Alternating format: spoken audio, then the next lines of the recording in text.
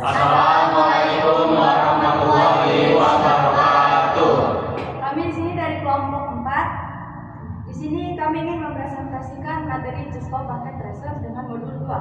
Langsung saja perkenalkan, nama saya Aida Radianti dengan NPM 2578259. Sahabat saya Novita Syifazara dengan NPM 2582078, dan saya Tengku Gisha Gustianasya dengan NPM 2578278. Dan saya Rahmat Badira Putra dengan NPM 2578279. Saya Penny Aferia dengan NPM 2578211. Saya Muhammad Tiki Pratama NPM 2578202. Saya Bagas Kira Ramadan dengan NPM 2578206. Saya Nela Ralismi Aulia dengan NPM 257822020. langsung saja di sini saya akan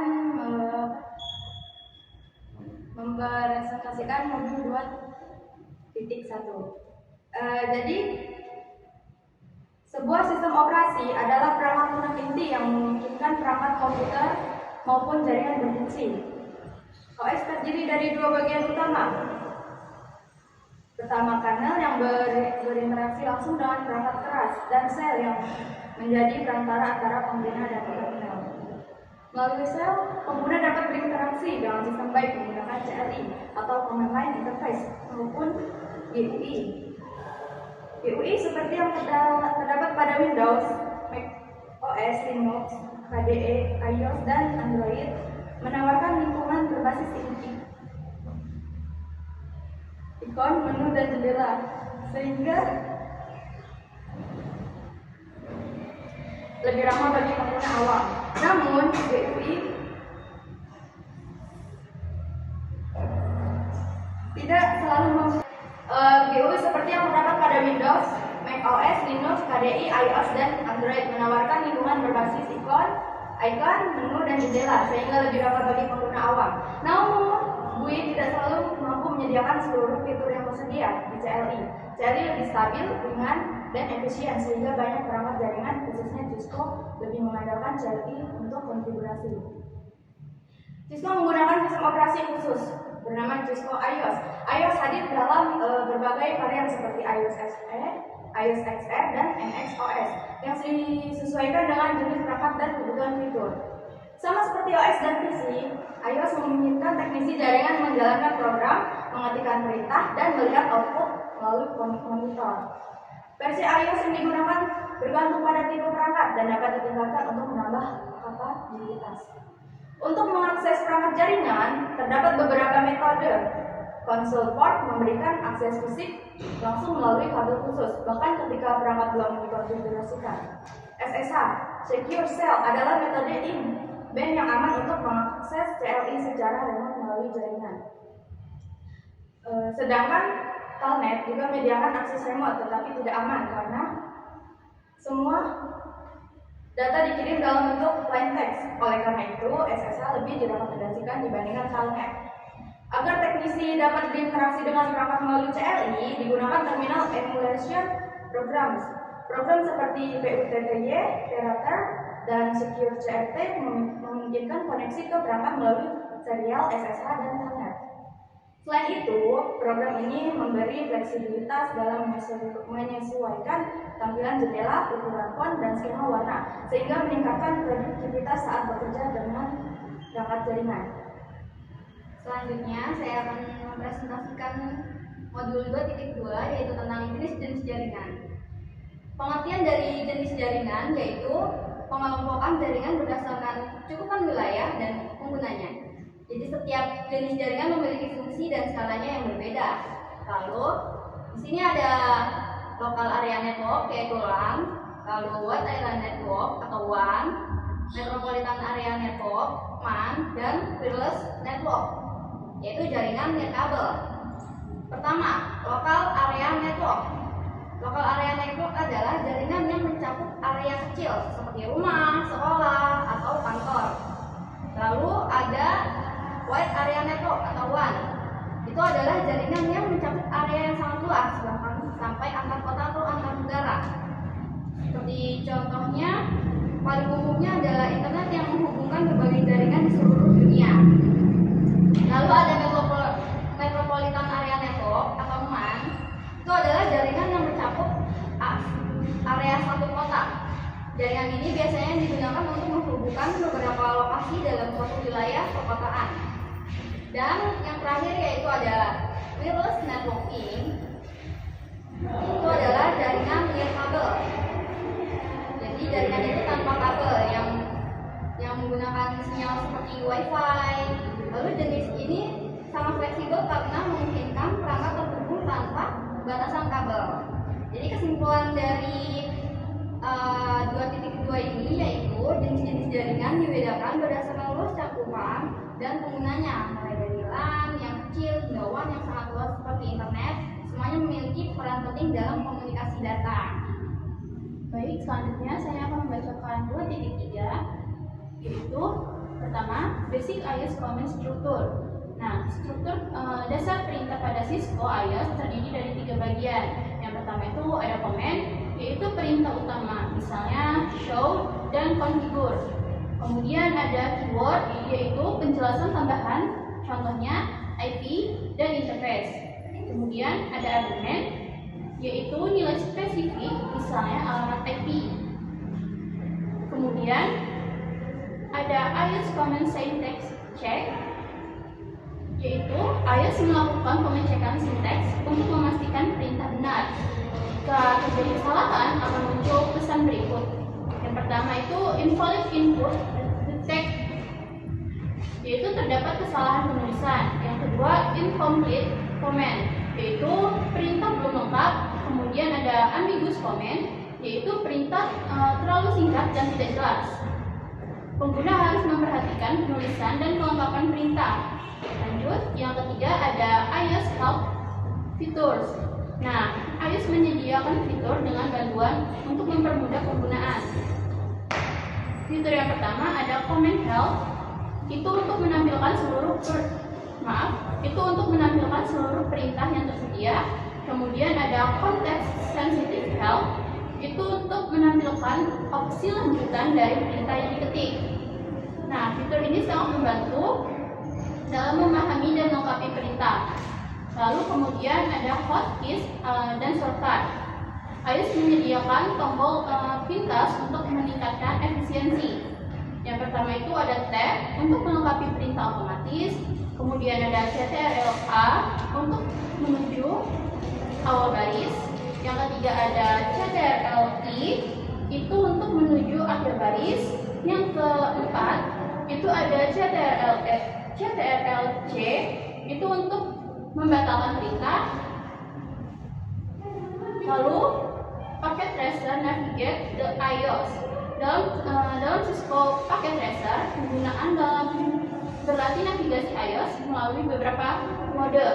Yang pertama user exec, yang kedua privilege exec, yang ketiga global configuration. Kesimpulannya, struktur perintah iOS harus ditulis dengan benar dan lengkap. Sistem akan menolak perintah yang tidak sesuai sintaks.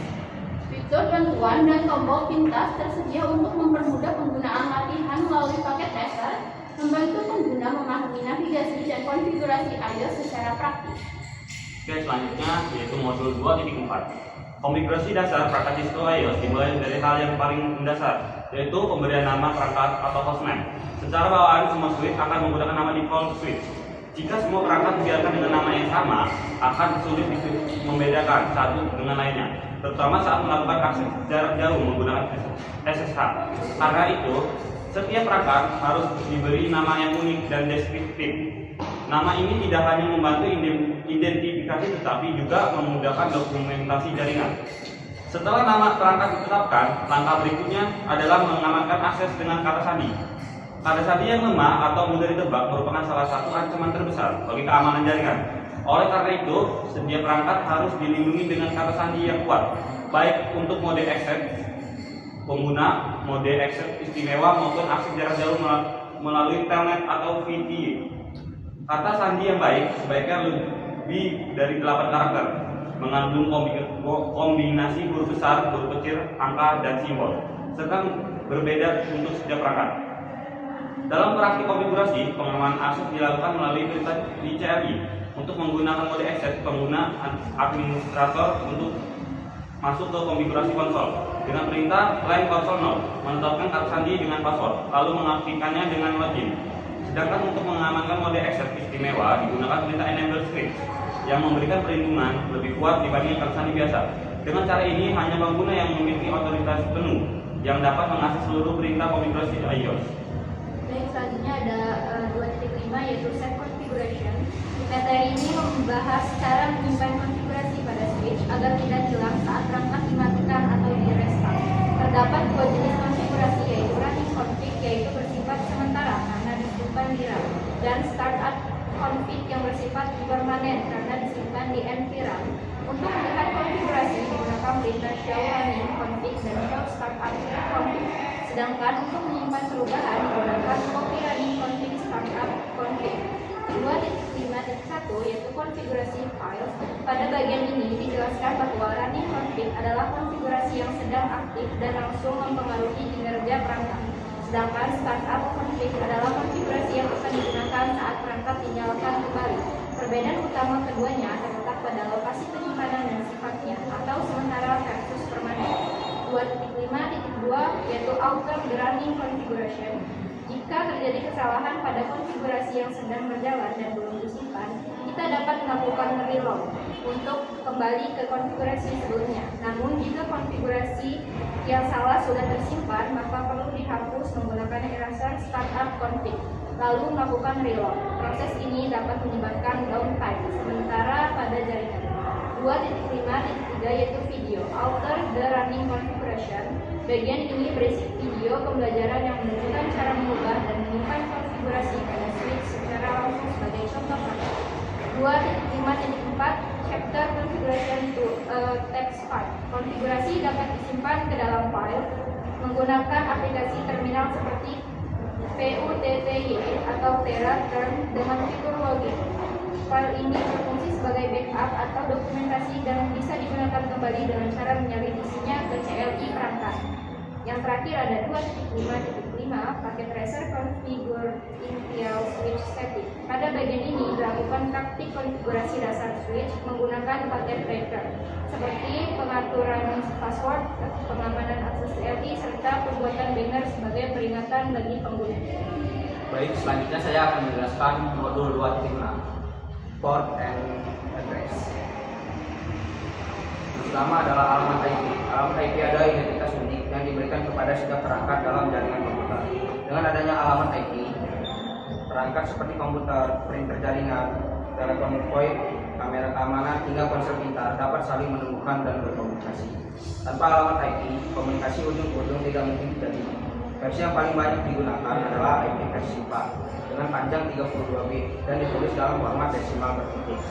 Contohnya seperti 192.168.1.10. Setiap perangkat menggunakan IP versi 4 juga membutuhkan subnet mask yang berfungsi membedakan bagian jaringan dengan bagian host serta default GTP, yaitu alamat broker yang digunakan perangkat untuk mengakses jaringan di luar lingkup lokal. Selain itu, terdapat IP versi 6 sebagai generasi terbaru dengan panjang 128 bit.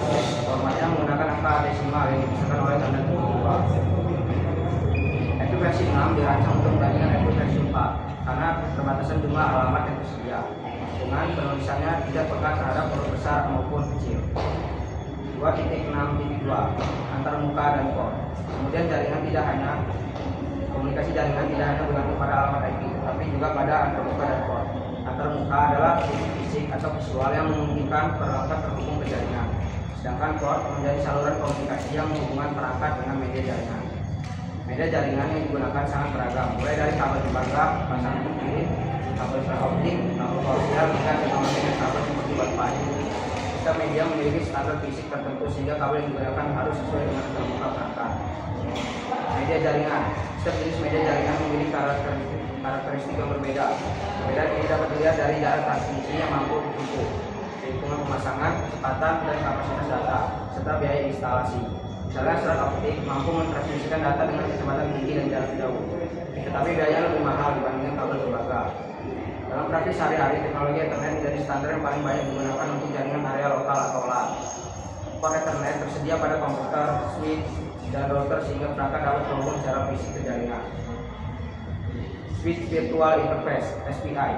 Switch Cisco IOS Layer 2 memiliki port fisik untuk menghubungkan perangkat, tapi port ini tidak mendukung alamat IP Layer 3. Untuk keperluan manajemen, switch menyediakan switch SVI adalah antarmuka virtual berbasis perangkat lunak yang memungkinkan administrator mengelola switch dari jarak jauh menggunakan IP versi 4 maupun 6. Selanjutnya, saya akan membacakan modul 2.7 yaitu mengkonfigurasi pengamatan IP. Konfigurasi alamat IP pada perangkat akhir merupakan langkah mendasar dalam membangun konektivitas jaringan.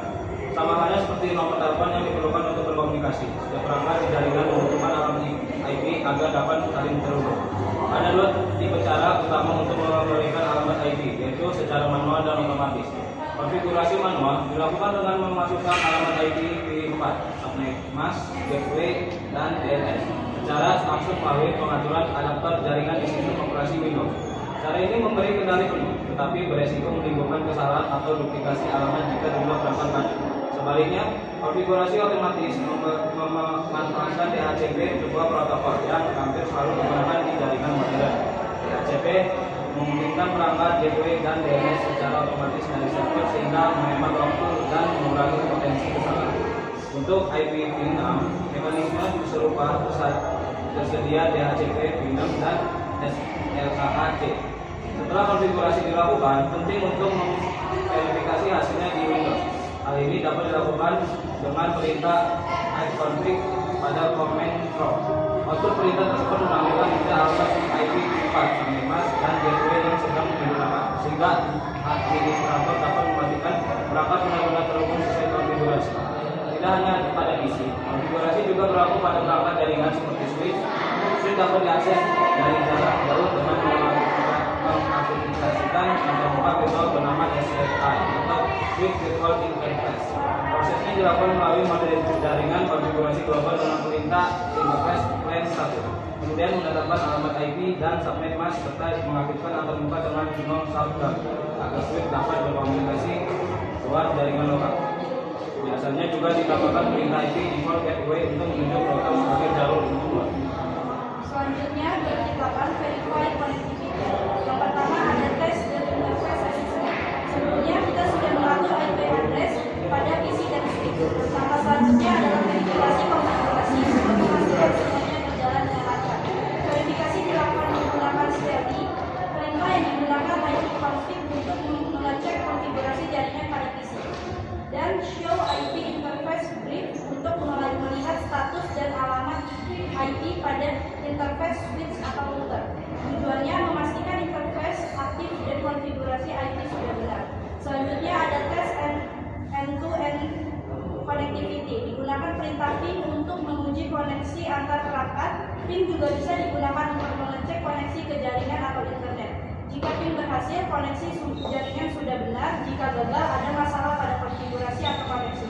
Inti keseluruhannya adalah setelah konfigurasi jaringan harus dilakukan pengecekan. Gunakan ipconfig, cek IP di PC, show IP interface brief untuk cek interface perangkat jaringan, dan ping tes koneksi antar perangkat. Sekian video presentasi dari kami. Maaf jika ada kesalahan kata. Kami akhiri. Wassalamualaikum warahmatullahi wabarakatuh.